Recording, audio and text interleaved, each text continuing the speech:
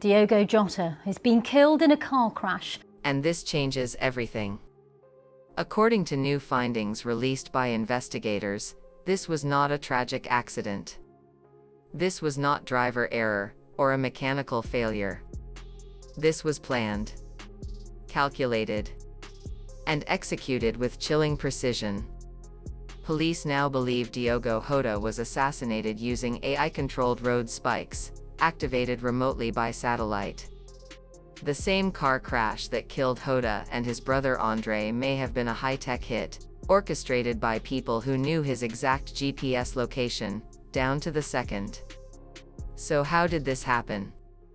And who would go to such extreme lengths to take out a global football icon?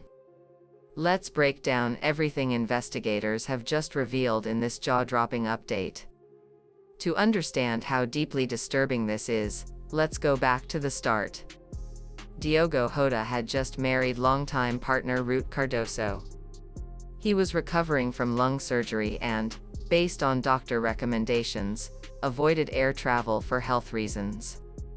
Instead of flying home to the UK, Diogo and his brother Andre decided to drive across northern Spain to catch a private ferry from Santander. This last-minute change wasn't public. There were no social media posts, no fan sightings, no news tips. And yet, somehow, someone knew exactly where he would be, and when. Investigators have now confirmed. The crash site, kilometer 65 of the A52 highway, was tampered with. A forensic sweep revealed micro-scarring on the asphalt consistent with the deployment of compact, automated road spikes. These aren't your average spike strips used by police. These were remotely activated devices, hidden beneath the road surface, designed to rise at the exact moment a target vehicle passes, and vanish just as quickly. How were they triggered?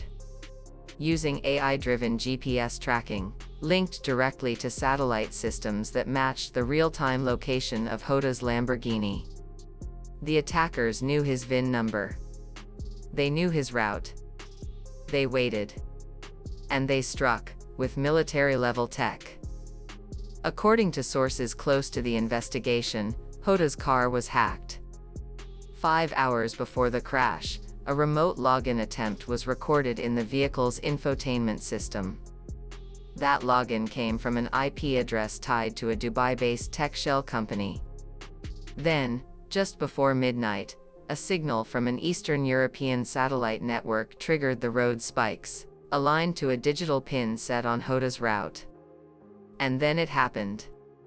At 12:32 a.m., Diogo's Lamborghini slowed briefly. Tires shredded.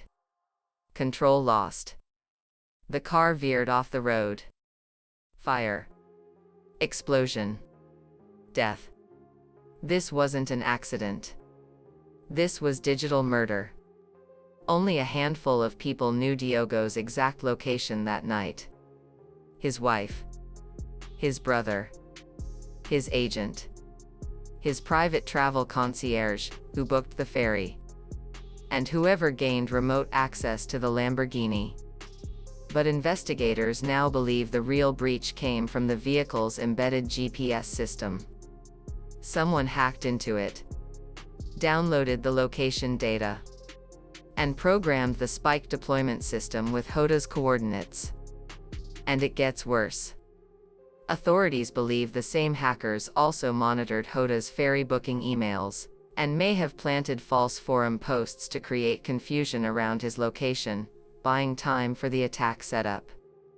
Shortly after the ferry booking was made, investigators discovered targeted ads mentioning Diogo Jota spotted en route to Santander, popping up on Reddit threads and fan forums.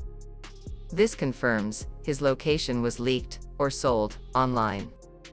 And while some believed this was harmless gossip, we now know it was part of a larger plan to digitally herd Jota into a death trap. A digital ambush, executed in the real world. Perhaps the most damning evidence? The car's GPS logs were completely wiped. When technicians accessed the wreckage, they expected to find route history, satellite coordinates, and timestamps. Instead, nothing. No trace of the final journey. No data from the night of July 2nd. Experts say this would require either a manual factory reset, or a remote wipe using the Lamborghini's service app. And remember, that same app was accessed from Dubai, just hours before the crash. This wasn't just an attack. This was a full erasure. Was Diogo Jota aware he was being tracked? Close friends say he had become visibly anxious in the days before the crash. He had postponed a podcast appearance, was barely active on Instagram, and reportedly told a teammate he was feeling mentally drained and needed to go dark for a while. Some family sources claim Jota had been in contact with legal advisors about a potential breach of privacy, though no complaint was officially filed. Was this road trip an attempt to escape surveillance? Was he trying to disappear, even temporarily? And did he know it might be too late? Here's what makes this story even more intense. According to sources within the Spanish National Police, authorities are now very close to identifying and arresting the individuals responsible. 2 digital fingerprints have been recovered from the Spike deployment logs. They match recent attempts to access other high-profile vehicles. And prosecutors are reportedly preparing international arrest warrants as we speak. The suspects may be part of a private cyber intelligence network specializing in high-end surveillance, vehicle tracking, and, in extreme cases, remote sabotage. So now we ask, who paid for this? Why was Jota targeted? And how many others are being watched without knowing it? The deeper this investigation goes, the clearer it becomes. This wasn't just a crash. This was a takedown. Planned with digital precision. Executed with artificial intelligence. And covered up by professionals. Diogo Jota's life was cut short, not by fate, but by design.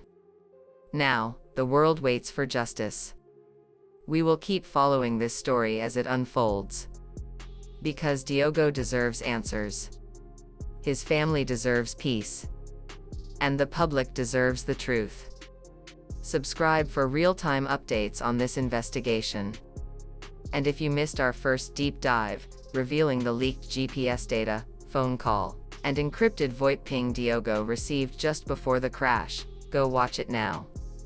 Because together, we're putting the pieces back together. And the truth is almost here.